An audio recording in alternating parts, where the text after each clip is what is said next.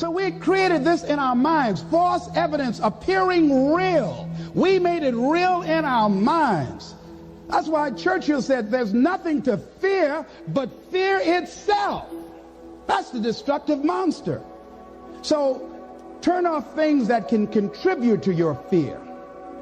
Turn a deaf ear to people that all they can do is talk about how negative things are because they have bought into the consciousness of the world.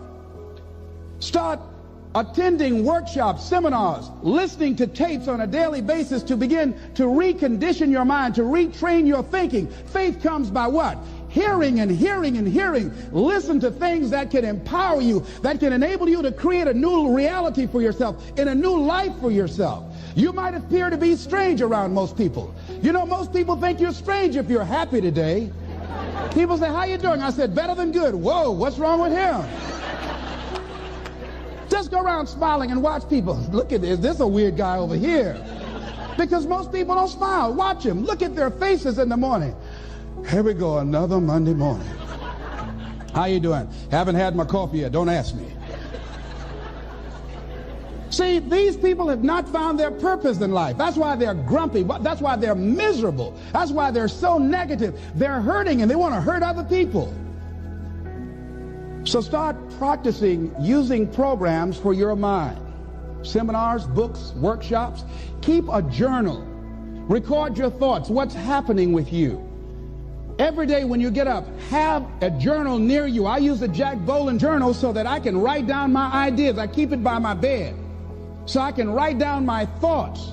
See, ladies and gentlemen, we get 3 to 4 thoughts a year that if we would act on those thoughts, they could change our life.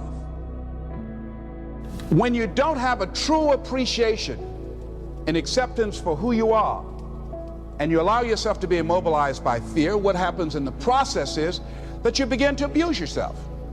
You begin to sabotage your life, you begin to sabotage your dreams, you begin to unconsciously work against yourself.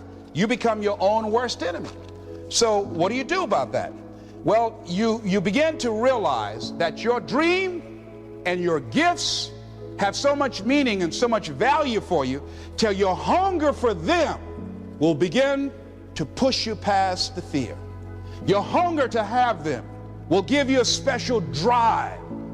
As you work on yourself, as you begin to acknowledge your true identity, the true power that you have, the true capacity you have to bring about change, the miracle working power that you have within yourself to do the things that you want to do.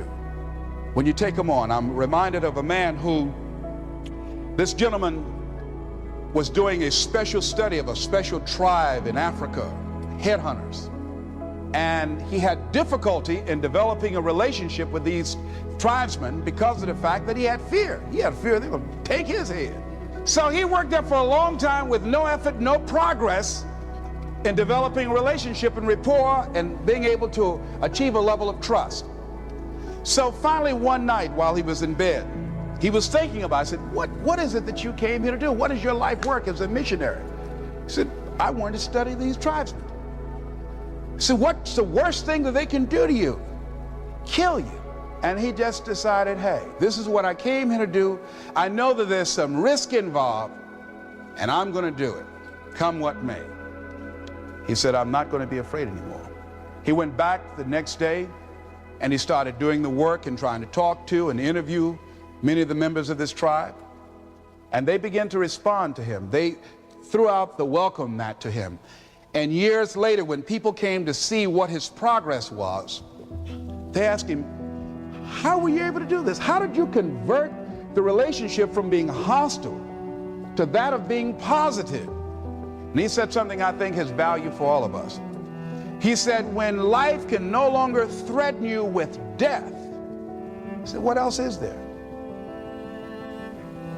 And the majority of the fears that we have are not life or death fears. They're not those kind of fears. But through our imagination, we blow them out of proportion and we give them more power than they actually have or deserve, and we permit them to govern our lives. We permit them to determine how far we can stretch out on our dreams and discovering our stuff. And as we begin to look at ourselves and begin to, wait a minute, just getting to the point as you assess yourself and begin to prove yourself and just say, wait, hold a minute. I've been sweating this out. What's the worst thing that can happen to me on this? Will it kill me? Will I die? Why am I going through all of these changes over this? How much power does this really have? And am I the one that's feeding the power into it? See, a lot of times we allow ourselves to be fed and to be programmed into being afraid. I mean, you watch the news and read the newspaper, you'll be scared to come out the house. Am I right? You'd be afraid. So what kinds of things, what kinds of thoughts are you feeding your consciousness? What kind of things are you putting in your mind that will enable you to either move forward or to justify why you're staying where you are? I used to be a door-to-door salesman. I had X number of TVs. I had a minimum amount that I knew I had to sell every day in order to provide for my mother, who was ill at the time, who had lost her job at the M&M cafeteria because of arthritis. And I said, I'm going to go door to door, and sometimes I would not come home until 1 o'clock at night, knocking on people's door, people closing. What do you want? Would you like to buy a nice working month's television set, no money down? No. What about an Emerson TV? No. Thank you very much. Do you know anybody else that would be interested? No. Thank you very kindly. Knock on another. Hello. Would you like to buy a nice working television set, no money down? No, get away from our door. Thank you very kindly. Do you know anybody else would be? Yeah, my cousin, he lives 2 doors down. Thank you very kindly. I tell him you sent me. When I heard your cousin told me that you wanted to buy a television set, told me to come here and talk to you, we got a special discount for you. Yes, come in, I'm interested. I would just keep right on. I would not go home until I did it. It's an interesting thing, ladies and gentlemen, that when we put ourselves in a situation where we say we're going to do it, it puts you in another zone where the universe responds to you. When you have that kind of consciousness, see, the universe responds to the man or woman that refuses to be denied, because that is your commitment. That business that you want, that book you want to write, that dream that you have of controlling your destiny, that is yours. That power to create that and to manifest that, that is yours. That's available to you. But you've got to be willing to stand there and face disappointment, not have support, be lonely, doubt yourself sometimes, be rejected again and again and again, become bankrupt if necessary, again and again and again, and refuse to turn around until life gives it up. Nothing can resist a person that has that kind of commitment. The people that have made a difference on the planet. When John F. Kennedy said, we will go to the moon in the next decade, he spoke it. That was a commitment, and people shared that vision. People bought into that.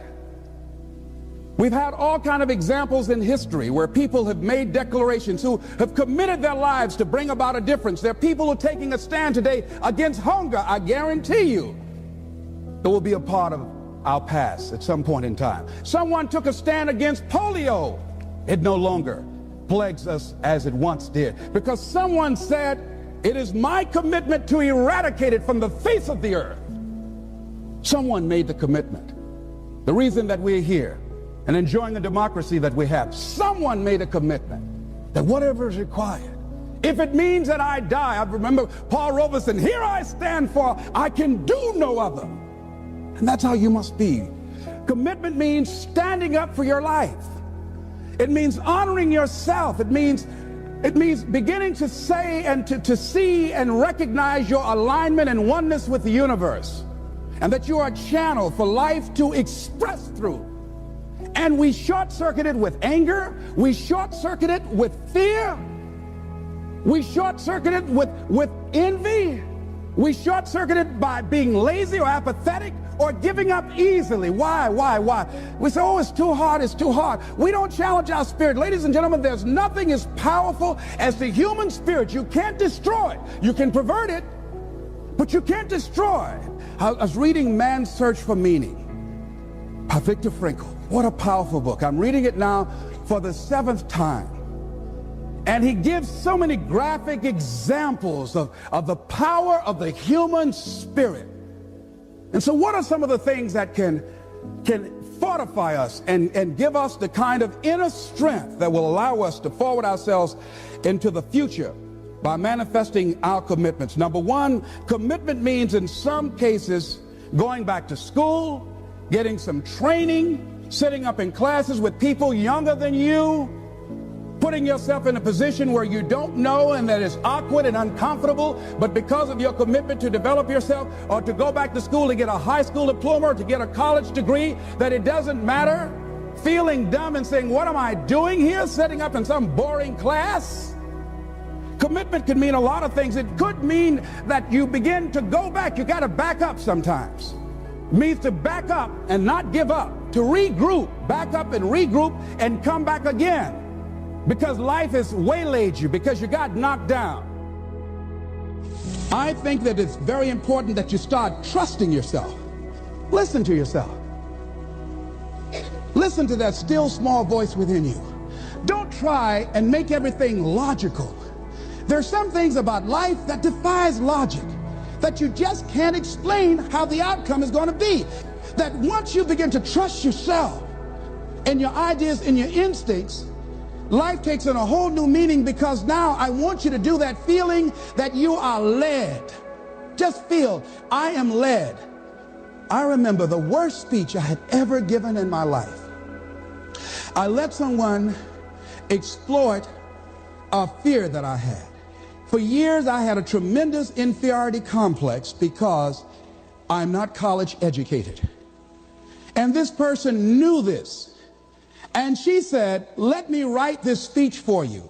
You're going to speak at Ohio State University. Those people are very educated there, and they're going to know when you make grammatical errors, and they're going to know because of the substance of your speech that you are not literate. I care about you. I don't want you to embarrass yourself. So this person proceeded to write a speech for me. I had a speech in my mind. But this person was stronger than I was negatively than I was positive about my own thoughts. And I gave my power away. With my permission, I allowed this person to guide me to do something that I really didn't want to do. But I didn't feel enough inner strength and conviction about my skills as a speaker and the message that I had to bring to stick by my guns. And I got up there at the Ohio Union, and I read this straight speech and did not move and did not take my eyes off the page, because I'm not accustomed to reading. And after I finished, some people gave me a standing ovation because I read it extremely well, and I was very tense and I was very nervous. Ladies and gentlemen, don't give your power away. You don't need anybody to approve your dream. It was given to you. If they can't see it, it's because it wasn't given to them. It was given to you. Hold it, nourish it, cultivate it, work on it. It's yours. It's your baby. Work on it until it comes into fruition. I gave away my power, and I said, I'm not going to do that no more. Here's something else for those who make it today. Do what you know is right. Treat people like you want to be treated. Don't try and take any shortcuts. Don't try and cheat. Pay your dues up front. I believe, ladies and gentlemen, what goes around comes around. You can pay now, or you will pay double later. So do the right thing. There might be a tendency sometimes, because of the negative part of our consciousness and our own programming, for us to want to say, well, I'll just do it this time. It won't matter. Won't nobody know. Ladies and gentlemen, everything matters. And you know you're somebody. You know.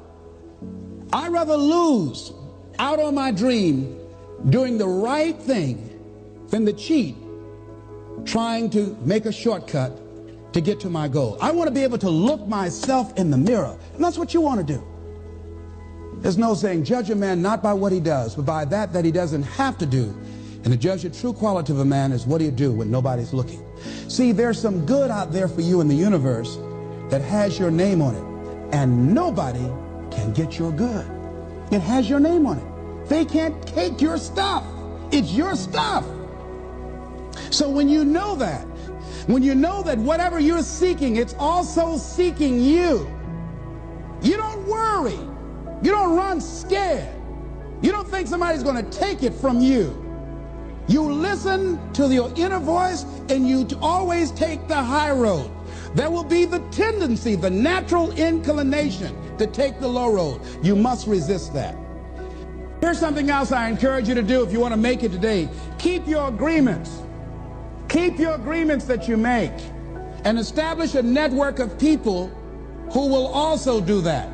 Establish a network of people in your life that you can count on, that will be there for you when you need them, and you be there for them.